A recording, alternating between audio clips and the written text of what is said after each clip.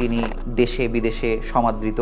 কোন গুণটাকে আপনি সবথেকে বেশি এগিয়ে রাখবেন? আমি বলবো hard working and committed to the patients and his profession. রাষ্ট্রের সর্বোচ্চ পদকেও আপনি ভূষিত হয়েছেন। পুরো জার্নিতে স্যারের সহযোগিতা কেমন পেয়েছেন?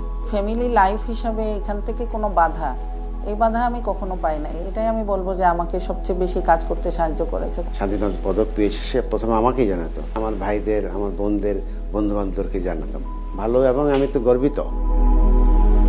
শিশু হৃদরোগের পথিকৃৎ হয়ে উঠলেন, সেটি একটু জানবো। দুইজনই যখন কোনো মতে মৃত্যুর হাত থেকে ফিরে আসলাম, এবং তখনই আমি ভাবছি আর কি যে আমি যদি কোনোদিন দেশে ফিরে যেতে পারি, আমার জীবন আমি এই সাবজেক্টের জন্যই স্যাক্রিফাইস করব, কারণ আমার এটা তো এক্সট্রা একটা বাড়তি জীবন। আপনাকে কি দেয়া হলে সেই ঘোড়াটা তীব্র গতিতে ছুটতে পারতো? Post operative care, ICU care, ইন্টেন্সিভিস্ট, এগুলি সব কিছু মিলায় যখন একটা জায়গায় পাবো, তখন বাংলাদেশের কোনো রোগীকে বিদেশে যাওয়া তো দূরের কথা, আনট্রিটেড অবস্থায় কেউ থাকবে না তখন।